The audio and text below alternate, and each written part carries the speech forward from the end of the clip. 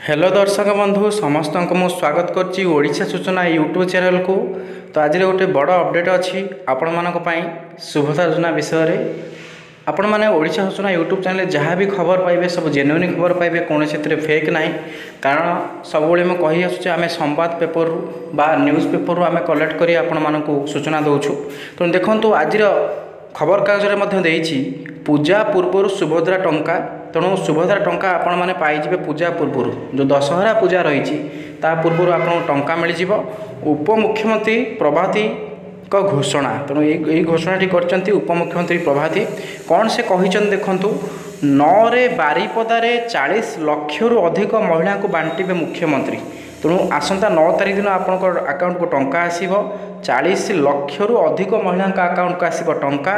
सभार 1 नंबर आ कोटी नंबर इत्यादि को संबोधित करा जिवो। तेणु जो महिला जनक फास्ट अप्लाई करथिबे, जो महिला जनक कोटी नंबर अप्लाई करथिबे तांको संबोधित करा जिवो। आउर मध्य कुहाई 7 तारीख सुधा आवेदन करथिबा समस्त योग्य हिताधिकारी मानकु मिलिबो टंका। जो माने 7 तारीख भितर अप्लाई करछंती सेही मानकु टंका मिलिबो। तेणु 7 तारीख भितर माने एठी को 7 कथा किछि तो घोषणा करा जाय नै। सेप्टेम्बर 7 किंबा आम जो अगस्ट 7 तो हो न सेप्टेम्बर 7 अक्टोबर 7 बोधे एटा अक्टोबर 7।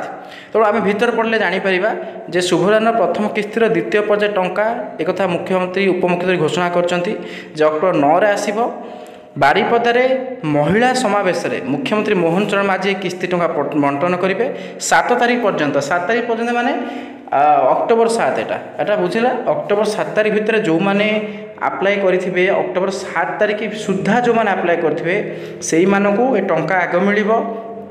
जो माने आवेदन करथिबे समस्त योग्य प्रार्थी को बा हिताधिकारी मानकु टंका मिल जिवो। तापर कहि कई व्यस्त होंतु नाही बोली बोली अनुरोध करचंती जे कहीं भी व्यस्त विरत होंतु नाही। सुभद्रा योजना प्रथम किस्तिर प्रथम पर्याय आपण मैंने जानी 25 लाख 11,000 महिला को 5,000 टका मिली। तो सुभद्रा योजना परिचालन राज्य में 1,89,00,000 फॉर्म छपा जाइए। तेणु पाखापाखि 1,89,00,000 2 कोटी पाखापाखि निकटवर्ती संख्यार फॉर्म छपा। ताने एधुर स्पष्ट जानिले जो माने अक्टोबर 7 तारीख भितर अप्लाई करिथिबे तारि भितरु 40 लाख रु अधिक महिला को बांटे मुख्यमंत्री। अर्थात मिनिमम से रखते 40 लाख जन को दिहब ताठू बढ़ी पारे 50 60 70 लाख पर्यंत लोक मिल पारे। तो अक्टोबर 7 सुधा जो माने अप्लाई करिथिबे सेही मानकु एई द्वितीय फेज जो सुभद्रा टंका मिलिबो सेथिरे शामिल करा जियो बोली उपमुख्यमंत्री प्रभाती परिडा महोदय घोषणा करछन्ती।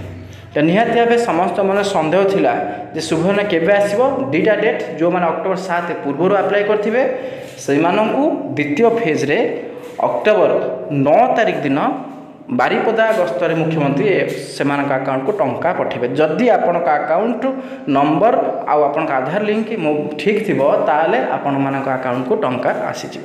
तो ये समस्त सूचना।